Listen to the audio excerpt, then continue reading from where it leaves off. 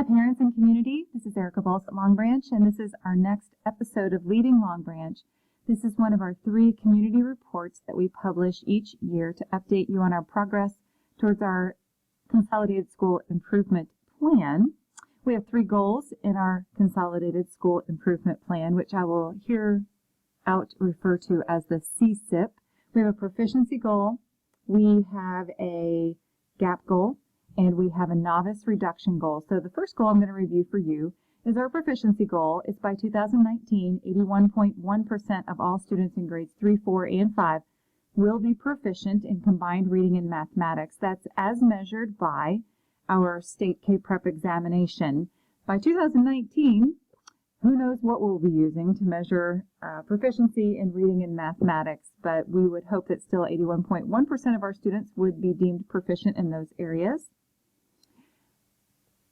And, something I did want to mention to you, even though you see grades 3, 4, and 5, please understand that all of our initiatives are K-5 initiatives because kids don't miraculously just become proficient in 3rd grade. It's all the work that goes into K1, 2. Honestly, it's all the work that went in preschool and everything that you guys did at home, birth through 6 as well. So I'm going to scroll in here, and anything that I highlighted for myself, I know that that means that we've made progress in those areas. I'm going to review that for you. So the first thing I'm going to review for you is our activity, teacher and coach collaboration in data analysis of student achievement. So that activity said that our teachers and our instructional coach would meet once weekly to analyze data obtained from classroom work samples, formative and summative assessment, benchmark assessments, common assessments, and state-mandated assessments.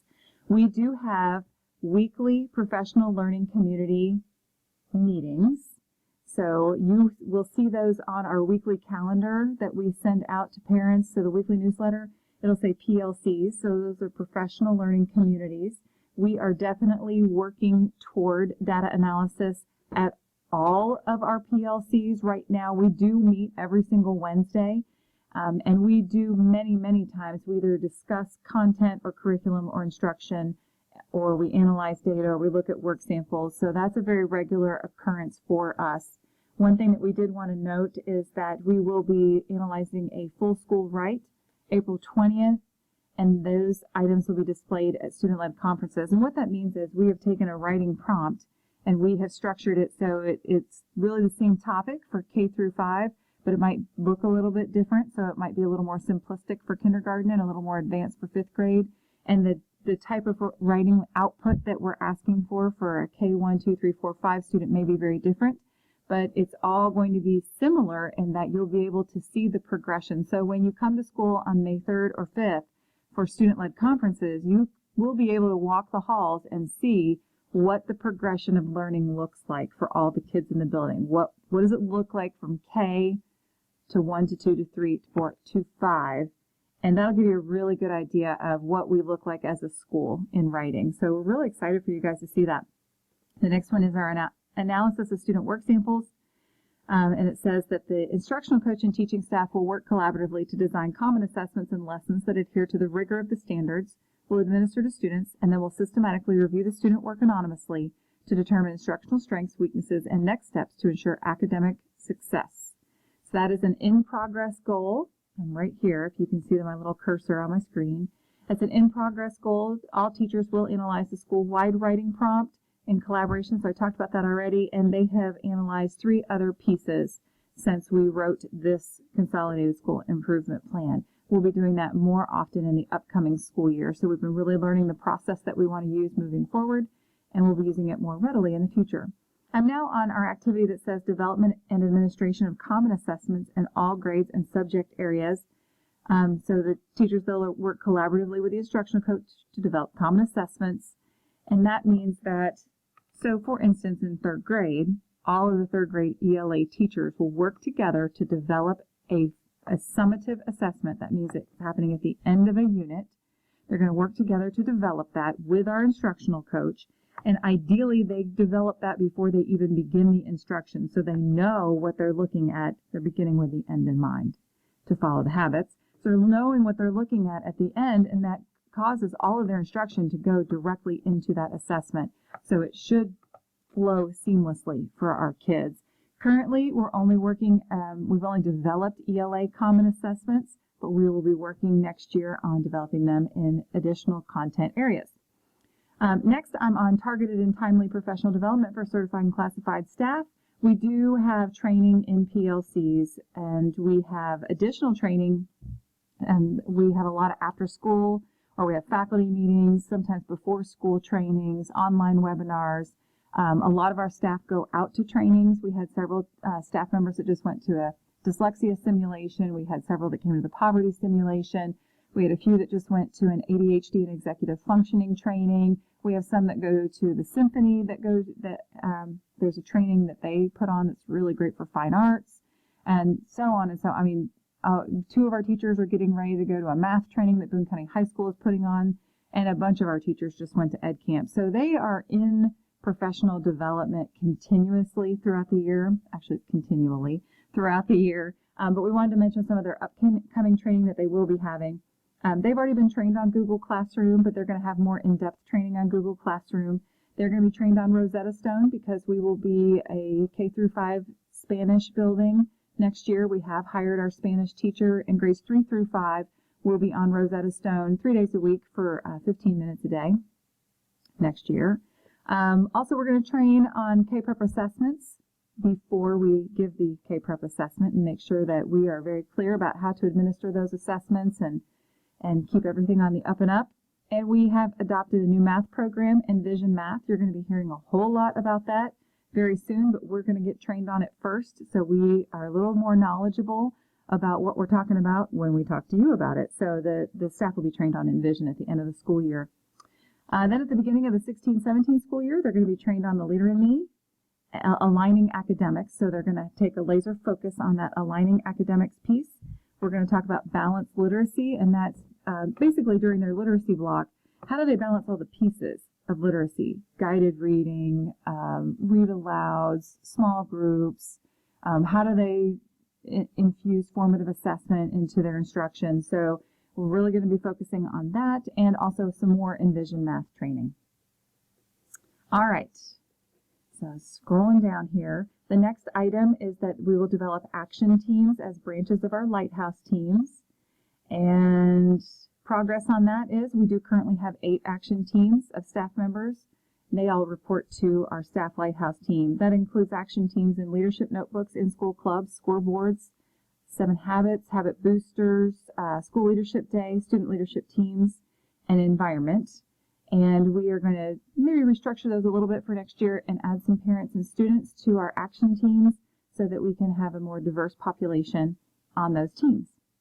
Then the next one is right in the center of the screen, ongoing 7 habits and Leader in Me training. So ongoing weekly instruction in the 7 habits for happy kids and the 7 habits for highly effective people will take place with staff and students using a train the trainer model. 3 staff members will be trained to deliver professional development, and staff will facilitate weekly lessons with students purchased through Franklin Covey. So we do that already this year as far as the 7 habits of happy kids and making sure that we instruct the students weekly. That's something that we already do, and we will continue next school year. We have trained 3 staff members. They went away to training, and they're now equipped to train family, parents, staff, and I guess that's it, family, parents, and staff. But I do have a meeting with them next week, and we are going to be developing our long-range plan for how we will carry out parent-family training and new teacher training. And during this school year, the entire staff went through 2 full-day trainings with our Leader in Me coach, and additionally, we sent people to 2 community training days with administrators and teachers from other Leader in Me schools across the state to collaborate. We'll continue to do that next year. We also scheduled a leadership day trip to Mason County. Mason County is a full Leader in Me district, all their schools. We sent 1 parent, 2 administrators, 10 students. We also sent 4 other schools.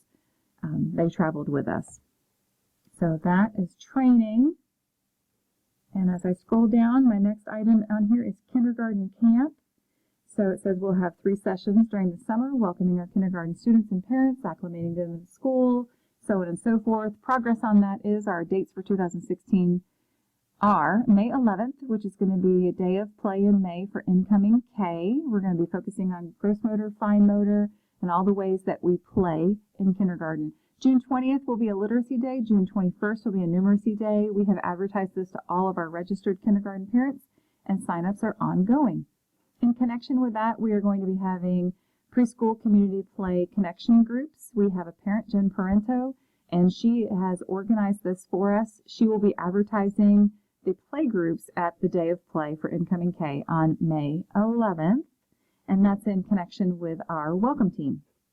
The next goal is by 2019, 70.6% of all students in the non-duplicated gap group through grades 3, 4, and 5 will be proficient in combined reading and mathematics. And just as a reminder, our non-duplicated gap group are those students that are English as a second language. They could be African American, Asian, Hispanic,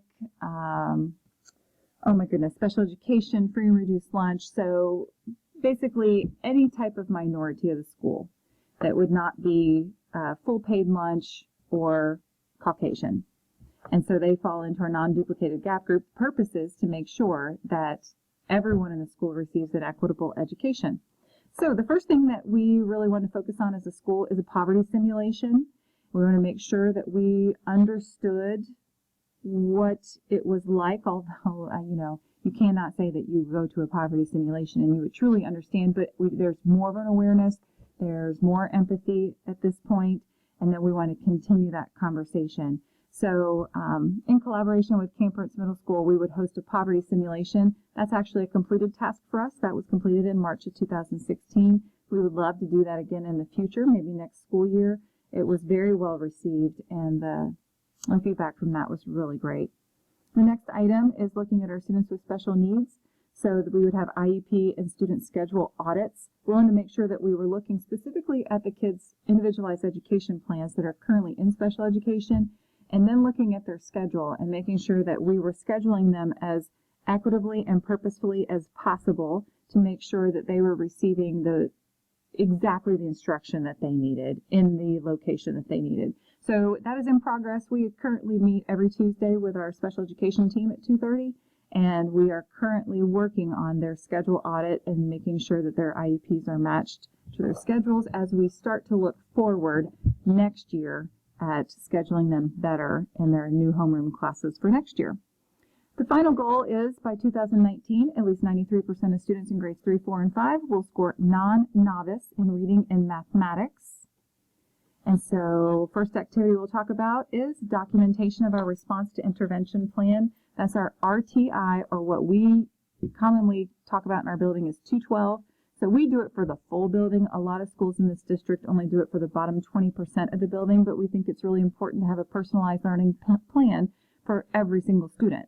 So I might have some students in the building that need remediation, some students that are on grade level, and some students that really need enrichment and need to be pushed. So we just personalize the learning for all of our students in reading for 45 minutes a day and in math for 25 minutes a day. Now, of course, what we want to get to is we do that all day long, but this is our starting point. And so this is just making sure that we have documented a way in which we deliver interventions for students in reading, mathematics, behavior, and writing. Currently, I have that documented for reading, math, writing, and we are putting the finishing touches on behavior. Behavior is commonly referred to as PBIS. We have a leading Longbranch that's all about PBIS, and you can look back at those notes on that one. The next one is that we will regularly progress monitor student achievement with a benchmark assessment. We will add monitoring of progress of specific interventions. That means that 3 times a year we administer the STAR assessments in reading and mathematics.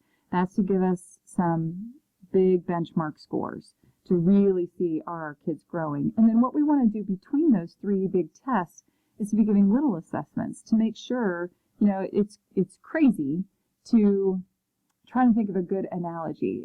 It's crazy to just, it would be crazy to say, I'm only going to check my bank balance in January and in June and in October.